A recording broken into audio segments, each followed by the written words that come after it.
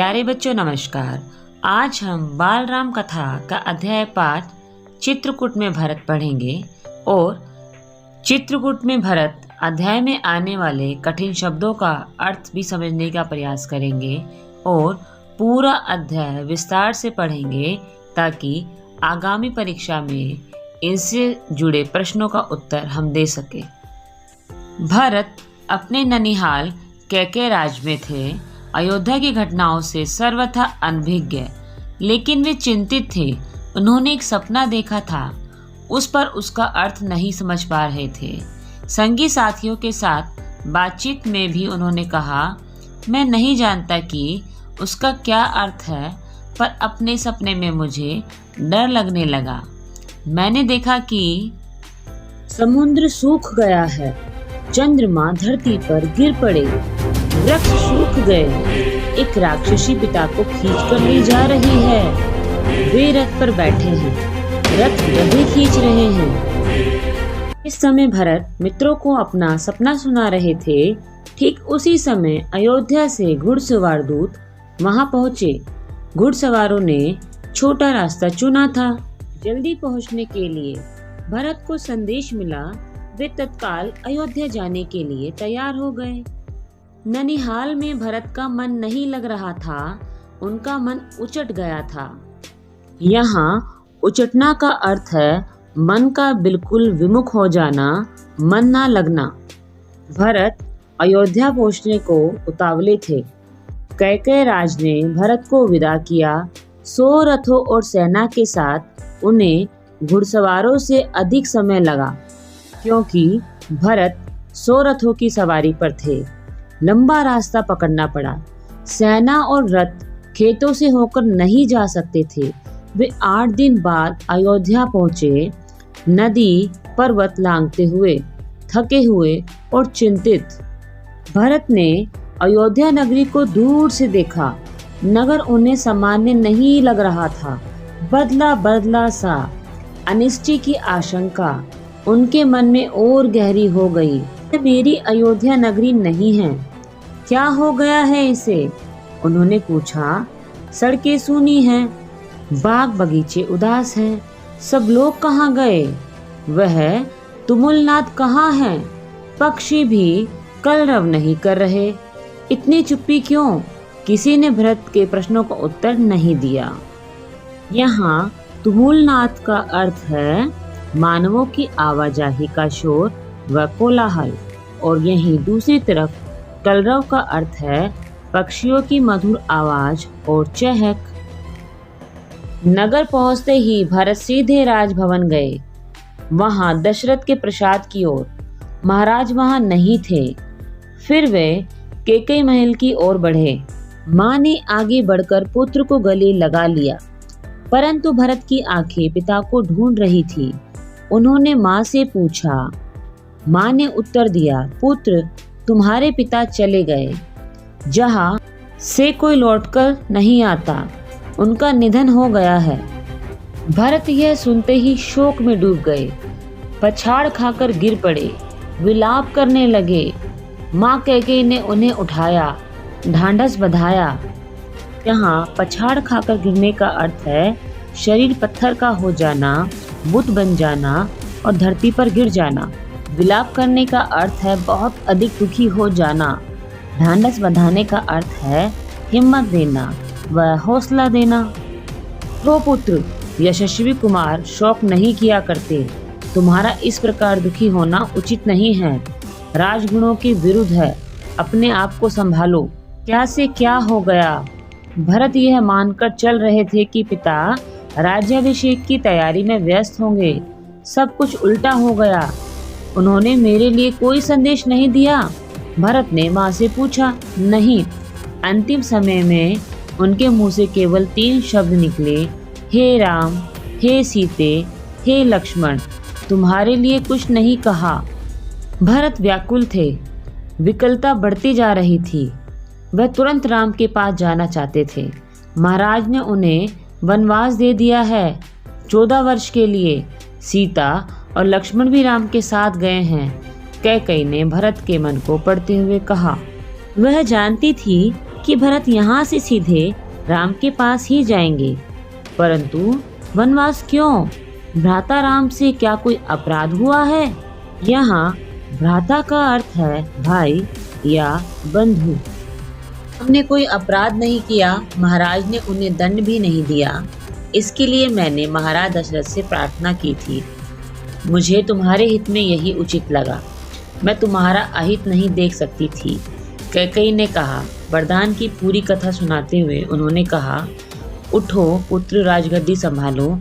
अयोध्या का निष्कंटक राज्य अब तुम्हारा है। भरत अपना क्रोध नहीं रोक सके, चीख पड़े, यह तुमने क्या किया माते? ऐसा अनर्थ, घोर अपराध, अपराधिनी हो तुम। वन तुम्हें जाना चाहिए था, राम को नहीं। मेरे लिए यह राज अर्थहीन है। पिता को खोकर, भाई से बिछड़कर नहीं चाहिए मुझे ऐसा राज्य। बीच मंत्रीगण सभासद भी वहां आ गए। भरत बोलते रहे, तुमने पाप किया है माते। इतना साहस कहाँ से आया तुम में? किसने तुम्हारी बुद्धि भ्रष्ट की? उल्टा पाठ किसने पढ़ाया? यह अपराध अक्षम्य है। यहाँ अक्षम्य का अर्थ है जिसको क्षमा नहीं किया जा सकता। मैं राजपद नहीं ग्रहण करूंगा। तुमने ऐसा सोचा भी कैसे? सभासदों की ओर मुड़ते हुए भरत ने हाथ जोड़कर कहा, आप भी सुन ले। मेरी माँ ने जो किया है उसमें मेरा कोई हाथ नहीं है। मैं राम की सौगंध खाकर कहता हूँ, मैं राम के पास जाऊंगा, उन्हें मनाकर लेकर आऊंगा, प्रार्थना करूंगा कि वे गद्दी संभाले, मैं दास बनकर रहूंगा। भरत बहुत उत्तेजित हो गए, स्वयं पर नियंत्रण नहीं रख सके। बोलते बोलते उनकी सांस उखड़ने लगी। वे चकराकर धरती पर गिर पड़े। सुध-बुध लौटी तो भरत रानी कौशल्या के महल की ओर दौड़ पड़े। माता कौशल्या से लिपटकर बच्चों की तरह बिलक बिलक कर रोए। उनके चरणों में गिर पड़े। कौशल्या आहत थी। उन्होंने कहा, पुत्र, तुम्हारी मनोकामना पूर्ण हुई। तुम जो चाहते थे वो हो गया। राम अब जंगल में है। अयोध्या का राज तुम्हारा है। मुझे बस एक दुख है, कैकेयी ने राज लेने का जो तरीका अपनाया वह अनुचित था, निर्मम था।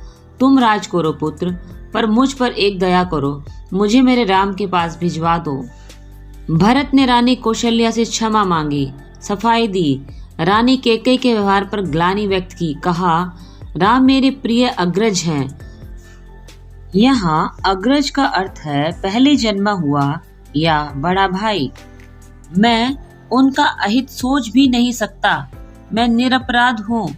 कौशल्या ने भरत को क्षमा कर दिया, उन्हें गले लगा लिया। भरत सारी रात फूट फूट कर रोते रहे। सुबह तक शत्रुघ्न को पता चल गया था कि कैकेयी के कान किसने भरे हैं। मंथरा अयोध्या के घटनाक्रम से घबरा गई थी, छिप गई थी। कुछ दिनों से उसे किसी ने नहीं देखा था। भरत और शत्रुघ्न राम को वापस लाने पर मंत्रणा कर रहे थे। तभी शत्रुघ्न की दृष्टि बचकर निकलती मंथरा पर पड़ी। उन्होंने लपक कर उसके बाल पकड़ लिए, खींचते हुए भरत के सामने लाए। भरत को दासी की भूमिका बताई। शत्रुघ्न उन्हें जान से मार देने पर उद्यत थे। भरत ने बीच बचाव किया। मुनि वशिष्ठ अयोध्या का राज सिंहासन रिक्त नहीं देखना चाहते थे। खाली सिंहासन के खतरे से वे परिचित थे। उन्होंने सभा बुलाई। भरत और शत्रुघ्न को भी आमंत्रित किया। भरत से कहा, वत्स, तुम राजकाज संभाल लो। पिता के निधन और बड़े भाई के वन गमन के बाद यही उचित है। भरत ने महर्षि का आग्रह अस्वीकार करते हुए बोला, मुनिवर, यह राज्य राम का ही है, वही उसके अधिकारी है। मैं यह पाप नहीं कर सकता।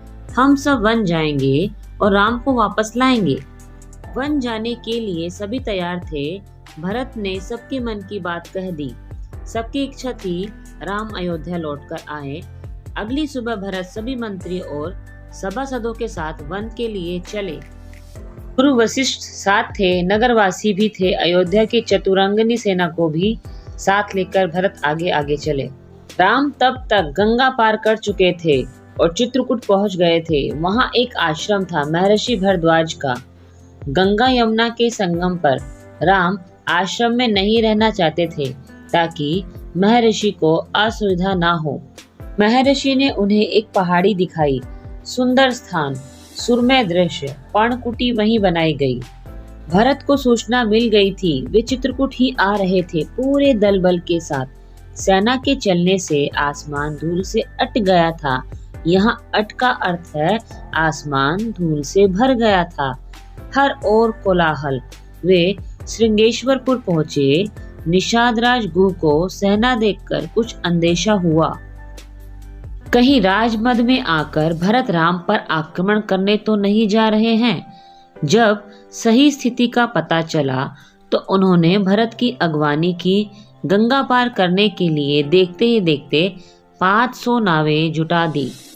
रास्ते में मुनि भरद्वाज का आश्रम पढ़ा। उन्होंने भरत को राम का समाचार दिया, वह मार्ग दिखाया।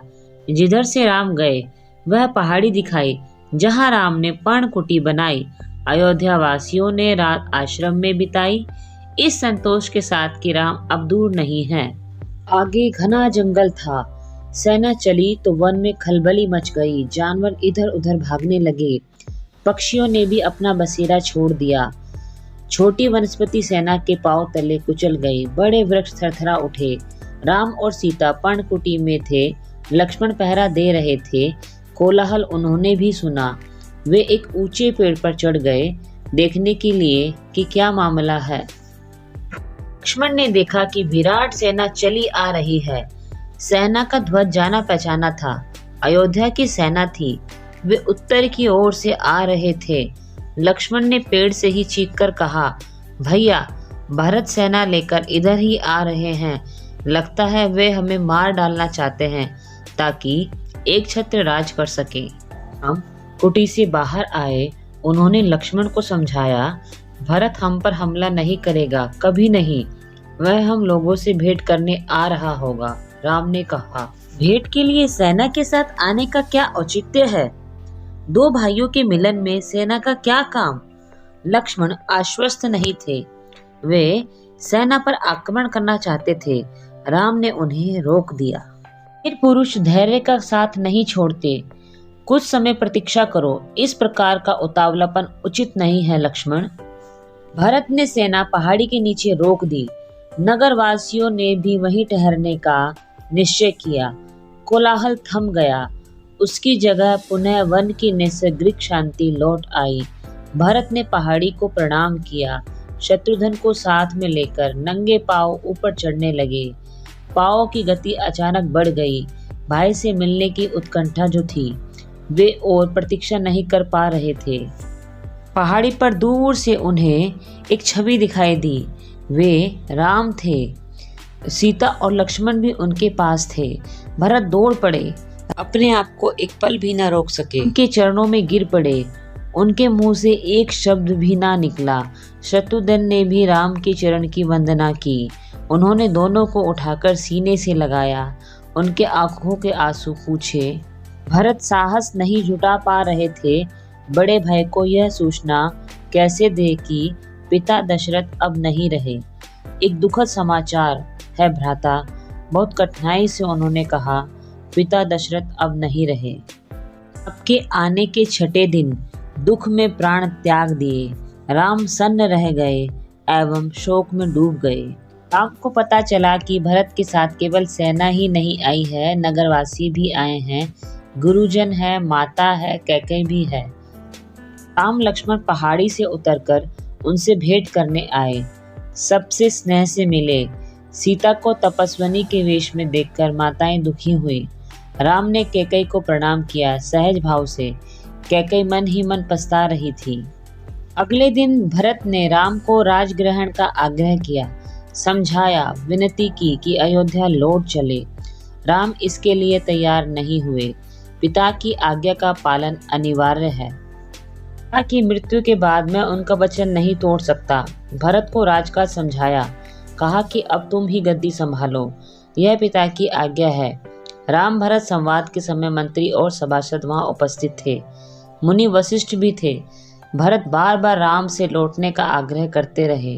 राम हर बार पूरी विनम्रता और दृढ़ता के साथ इसे अस्वीकार करते रहे। महर्षि वशिष्ठ ने कहा, राम, रघुकुल की परंपरा में राजा ज्येष्ठ पुत्र ही होता है। तुम्हें अयोध्या लौटकर अपना दायित्व निभाना चाहिए।